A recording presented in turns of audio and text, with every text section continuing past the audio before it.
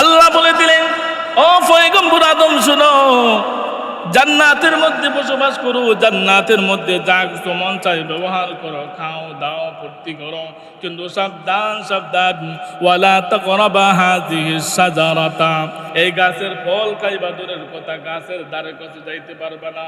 যদি যাও কি হবে, ফাতাকুনা মিনাজ জালিমিন, জালিমদের অন্তর্ভুক্ত হয়ে যাইবা, জালিমদের অন্তর্ভুক্ত হয়ে যাইবা।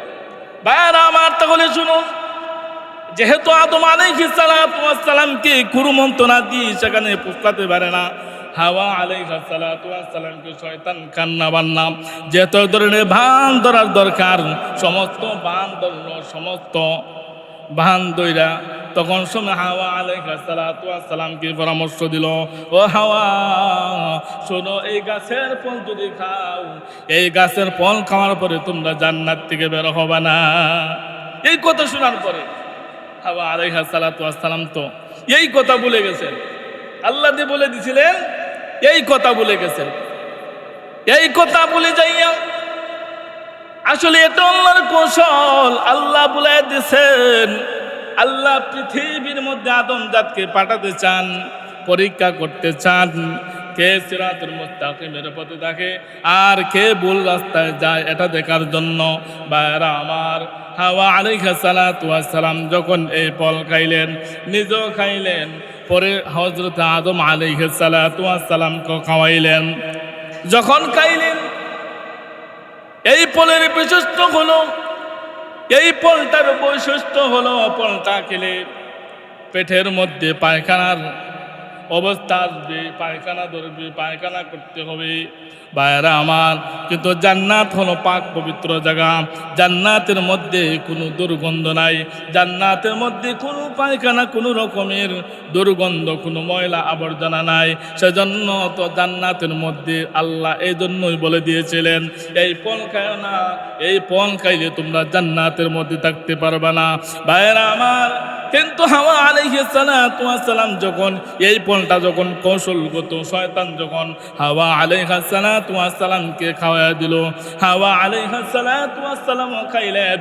শয়তান আবার বলে দিল, হাওয়া শোনো, শুধু তুমি খাইলেই হবে না, তোমার স্বামী আদম আলাইহিস সালাতু ওয়াস সালামকে খাওয়াতে হবে।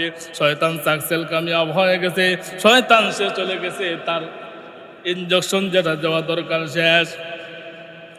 এবার তখন পয়গম্বর হযরত আদম আলাইহিস সালাতু ওয়াস সালাম, হাওয়া আলাইহিস সালাতু ওয়াস সালামের শরীরে যে জান্নাতি কাপড় ছিল, জান্নাতের কাপড় পরে গেছে। আল্লাহ রাব্বুল আলামিন বলেন, হো আদম, হো হাওয়া শোনো, তোমাদেরকে নিষেধ করেছিলাম এই গাছের ফল খাইবা দূরের কথা, এই গাছের আশেপাশেও কাছেও যাইতে পারবা না। যেহেতু গাছের ফল খেয়েছো, এবার তোমাদের পেটের মধ্যে ময়লা আবর্জনা হয়ে গেছে, এবার তোমাদের পেটকে পরিষ্কার করতে হবে। ও আদম, হাওয়া শোনো, কিন্তু এই জান্নাতের মধ্যে ময়লা আবর্জনা কোনো করার কোনো জায়গা না, জান্নাতের মধ্যে কোনো ময়লা ফেলা যাবে না, কোনো ধরনের ময়লা করা যাবে না। এবার যাও, তোমরা চলে যাও, এই ময়লা আবর্জনা ফেলানোর জন্য তোমরা দুনিয়ার মধ্যে চলে যাও। দুইজন যখন দুই দিকে দূর আরম্ভ করলেন, একজন পৃথিবীর অন্য প্রান্তে, আরেকজন পৃথিবীর অন্য প্রান্তে চলে গেলেন।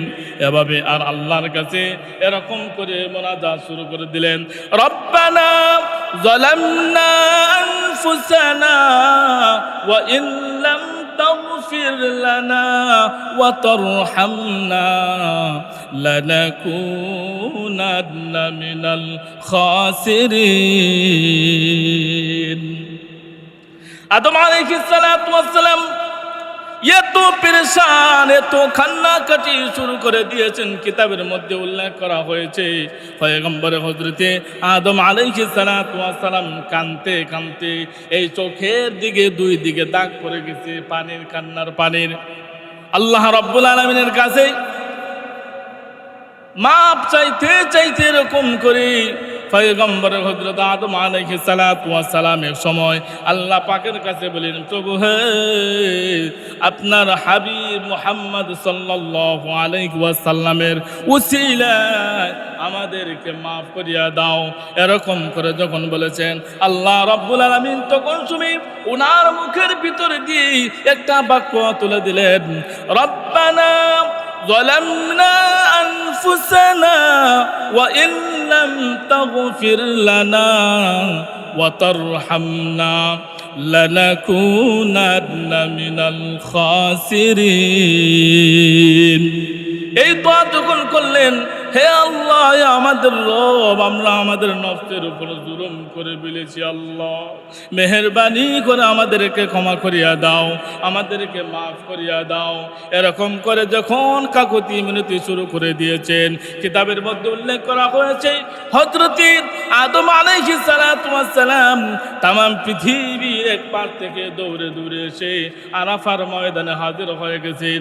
আবার হাওয়া আলাইহিস সালাতু ওয়াস সালামও অন্য প্রান্ত থেকে দূরে দূরে আরাফার ময়দানে এসে হাজির হয়ে তারা যখন দোয়া মোনাজাত করে দিয়েছে, দোয়া মোনাজাত যখন করতে করতে আসেন, আল্লাহ রাব্বুল আলামিন এক সময় তাদের এই দোয়া কবুল করে আল্লাহ রাব্বুল আলামিন তাদেরকে মাফের ঘোষণা দিয়ে দিলেন। পয়গম্বরে হযরত আদম আলাইহিস সালাতু ওয়াস সালাম আর হাওয়া আলাইহিস সালাতু ওয়াস সালামকে আল্লাহ যেদিন ক্ষমার ঘোষণা দিয়েছিলেন, কিতাবের মধ্যে উল্লেখ করা হয়েছে সেই দিনটা ছিল মুহররমের 10 তারিখ আশুরার দিন। ভাইরা আমার, তাহলে এরকম করে 10 জন পয়গম্বরের ঘটনা কিতাবের মধ্যে উল্লেখ করা হয়েছে, মাত্র একজনের বলা হলো। শুধু এমন করে তাই নয়, পয়গম্বরে হযরত আদম আলাইহিস সালাতু ওয়াস সালামকে যেমনি ভাবে ক্ষমা করে দিয়েছেন, হযরত নূহ আলাইহিস সালাতু ওয়াস সালাম, ইউনূস আলাইহিস সালাতু ওয়াস সালাম সহ 10 জন পয়গম্বর মুসিবতের মধ্যে পড়েছিলেন। এই 10 জন পয়গম্বরকে আল্লাহ রাব্বুল আলামিন যেই দিন ক্ষমা করে দিয়েছিলেন, সেই দিনটা ছিল মুহররমের 10 তারিখ আশুরার দিন। তবে আমার, তাহলে এরকম করে অনেক ঘটনা। কিন্তু আমাদের এই জামানার মধ্যে আমরা যেটা মনে করি কিনা, যে কারবালা, আমরা শুধু কারবালা বুঝি। এই কারবালাকে মানুষ অপেক্ষা করে, কারবালাকে নিয়ে অনেক ধরনের পাপ কাজ করে, অনেক ধরনের গুমরার মধ্যে আছে। অনেক জায়গায় দেখা যায়, আমি নিজেও দেখেছি অনেক সময় তারা হযরত হুসাইন রাদিয়াল্লাহু তাআলা আনহু এবং হাসান রাদিয়াল্লাহু তাআলা আনহু নামকে আরো বিগড়ায় পেলে কি বলে হাচ্চন হুচ্চন, নাউজুবিল্লাহ, কত সুন্দর নাম আল্লাহ দিছে, কিন্তু এই নামটাকে বিগড়ায় ফেলায়। এই নামটাতে বিগড়াইলো, কবিরা গুনাহ হলো।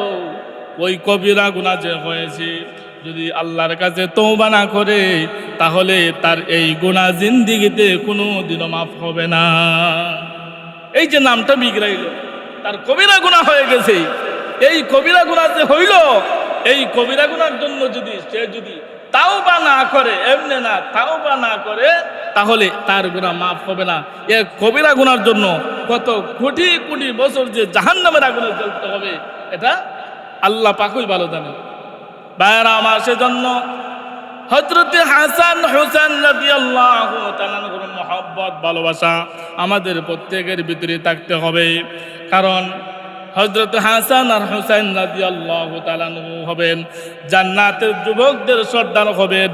হযরত হাসান হুসাইন রাদিয়াল্লাহু তাআলা আনহু, হযরত হুসাইন রাদিয়াল্লাহু তাআলা আনহু মহব্বত, ভালোবাসা প্রত্যেকটা যুবকের ভিতরে থাকতে হবে। কিন্তু আজকে তো হাসান হুসাইন রাদিয়াল্লাহু তাআলা আনহুর মহব্বত দিলের ভিতরে নাই, মহব্বত তাদের নাই। আছে মেসির, আছে ব্রাজিলের, আছে ওই দেশের পতাকার, আছে বিভিন্ন নেইমার টেইমার এগুলা নামের, এদেরকে আমরা মহব্বত করি। কিন্তু তাদেরকে মহব্বত করার কারণে আমাদের আজকে যুব সমাজ ধ্বংস হয়ে যাচ্ছে। কয়েকদিন আগেও দেখলাম পতাকা লাগাইতে উঠছে আপনার কারেন্টের খুঁটির কাছে, এই বেশি দূর না, সিলেটের কোথায়, এই কারেন্টের খুঁটির মধ্যে উঠতে যাইয়া আগুনে শর্ট খায়া তার দেহটা অনেক পুড়ে গেছে, নাউজুবিল্লাহ। আল্লাহর সাথে সাথে দেখায় দেয় বান্দা পাপ কাজ করো, মোহাব্বত কাকে করো? মোহাব্বত করার কথা ছিল হুসাইন রাদিয়াল্লাহু তাআলা আনহুকে। হযরত হুসাইন রাদিয়াল্লাহু তাআলা আনহু কারবালার মধ্যে কেন শহীদ হয়েছিলেন? একমাত্র হযরত হুসাইন রাদিয়াল্লাহু তাআলা আনহু ওনার মাথাকে নত করেন নাই, বাতিলের সামনে ওনার মাথাকে উঁচু রেখেছিলেন। ওই মাথা যখন উঁচু রেখেছেন, ইয়াজিদ তার দুনিয়ার মোহাব্বত, দুনিয়ার ভালোবাসা, দুনিয়ার রাজত্বের জন্য ইয়াজিদের মাধ্যমে হযরতে হুসাইন রাদিয়াল্লাহু তাআলা আনহুকে শহীদ করা হয়েছে। কিন্তু আমাদের দেশে একটা ভুল প্রচারণা চলে। অনেকেই হযরতে মুয়াবিয়া রাদিয়াল্লাহু তাআলা আনহুকে দোষারোপ করে, যে ভাইরা হযরতে মুয়াবিয়া রাদিয়াল্লাহু তাআলা আনহুকে দোষারোপ করে, সাবধান সাবধান, কেহ যদি এমন করে থাকেন তাওবা করে নেবেন। কারণ একজন সাহাবী হযরতে মুয়াবিয়া রাদিয়াল্লাহু তাআলা আনহু জলিলুল কদর একজন সাহাবী, কিন্তু আদনা থেকে আদনা একজন সাহাবী, ওনার এত দাম, এত ইজ্জত, এত সম্মান। রাসূল কারীম সাল্লাল্লাহু আলাইহি ওয়াসাল্লাম বলেন, হযরত ওয়াহশী রাদিয়াল্লাহু তাআলা আনহু হচ্ছেন আদনা থেকে আদনা সাহাবী। ওই সাহাবীদের যুদ্ধের ময়দানে ঘোড়া দুলাইছেন, আর এই ঘোড়ার নাকের মধ্যে যে ধুলাবালি উঠেছে, এই যুদ্ধের ময়দানে দুরানো অবস্থায় ওই ধুলাবালু যদি এক পাল্লায় রাখা হয়, তাম পৃথিবীর সাহাবীর পরে সমস্ত মানুষের নেক যদি এক পাল্লায় রাখা হয়, তারপরও হযরতে ওয়াহশী রাদিয়াল্লাহু তাআলা আনহু যুদ্ধের ময়দানের সেই ধুলাবালির কণাটাই বেশি ওজনদার হয়ে যাবে। একজন সাহাবীর কত মান, কত ইজ্জত, কত সম্মান, কিন্তু হযরতে মুয়াবিয়া রাদিয়াল্লাহু তাআলা আনহুকে নিয়ে অনেকভাবে অনেক ভাইরা মন্তব্য করেন। ভাইরা আমার, এগুলা থেকে আমাদেরকে সাবধান থাকতে হবে, এগুলা থেকে আমাদেরকে হেফাজত থাকতে হবে। আরেকটা হলো হযরতে হুসাইন রাদিয়াল্লাহু তাআলা আনহু যুবকদের সর্দার হবেন। হুসাইন রাদিয়াল্লাহু তাআলা আনহুর প্রেম, ভালোবাসা, মহব্বত রাখবেন, কিন্তু আপনি রাখতেছেন মেসির, আপনি রাখতেছেন ব্রাজিলের, বিভিন্ন দেশের ইহুদি খ্রিস্টান যারা মুসলিমকে মারার জন্য টাকা পয়সা, তাদের শ্রম ঘাম সবগুলো দিয়ে থাকে মুসলিমদেরকে কিভাবে এই দেশে, এই পৃথিবী থেকে উৎখাত করা যায়, মুসলিমদেরকে কিভাবে একবারে নিস্তেজ করা যায়, তাদের সর্বসময় এই কাণ্ড, সর্বসময় তাদের এই টার্গেট থাকে। কিন্তু আমরা তাদেরকে মহব্বত করতেছি, তাদেরকে ভালোবাসতেছি, আমরা সেখান থেকে ফিরে আসা দরকার। হযরতে হুসাইন রাদিয়াল্লাহু তাআলা আনহুর মহব্বত, ভালোবাসা প্রত্যেকটা যুবকের হৃদয়ে থাকা চাই এবং মসজিদমুখী হওয়া যায়। আজকে দেখা যায় ফজরের নামাজ আমরা না পড়লো, ফজরের সময় খেলা চলে, এই খেলার জন্য ঘুম যায় না, ঘুম থেকে উঠে যায় খেলা দেখার জন্য, কিন্তু পাশে মসজিদ আছে, মসজিদের মধ্যে এসে নামাজ পড়ে না। ভাইয়েরা আমার, সেজন্য এগুলো আমাদের কাছ থেকে দূর করতে হবে। আমরা মুসলমান, আমরা ইমানদার, আমরা মুমিন, আমাদের মধ্যে থাকতে হবে মসজিদের মহব্বত, মসজিদের ভালোবাসা, রাসূলের মহব্বত, রাসূলের ভালোবাসা, সাহাবীর মহব্বত, সাহাবীর ভালোবাসা। একজন মুমিনের ভালোবাসা থাকবে, ইহুদি খ্রিস্টানের ভালোবাসা আমাদের আপনার ভিতরে থাকলে চলবে না। কারণ যার সাথে যার মহব্বত, তার সাথে তার কিয়ামত। আল্লাহর রাসূল বলেছেন, আজকে যদি আপনি এই নেইমার, এই ব্রাজিল, এই মেসি যা আছে এইগুলাকে মহব্বত করেন, আপনার কিয়ামত হবে হাসরের ময়দানে তাদের সাথে যখন কিয়ামত হবে, আপনি জান্নাতে কোন সাইডে যাইতেন? আপনি তো জাহান্নামে যাওয়ার রাস্তা পাইতেন না, কোন জায়গায় পড়বেন আল্লাহই জানে। সেজন্য প্রত্যেকটা যুবককে আমি আহ্বান করব, ভাইয়েরা যা হয়ে গেছে করতেছেন, হয়ে গেছে, বাদ দেন, আল্লাহ মাফ করব, আল্লাহর কাছে চান, তওবা করেন, ইস্তিগফার করেন। আল্লাহ সর্বসময় তওবার দরজা খুলে রেখে দিয়েছেন এবং হযরতে হাসান হুসাইন রাদিয়াল্লাহু তাআলা আনহুর মহব্বত, ভালোবাসা, রাসূলের মহব্বত, ভালোবাসা প্রত্যেকের ভিতরে, দিলে, কলবে পয়দা করে, মসজিদের মহব্বত, ভালোবাসা পয়দা করে চলেন। আল্লাহ রাব্বুল আলামিন আমাদের সকলকে সর্বপ্রকার ইহুদি খ্রিস্টানের সমস্ত চক্রান্ত থেকে হেফাজত করুক। আমাদের যুবক ভাইদেরকে সকলে বলেন আমিন।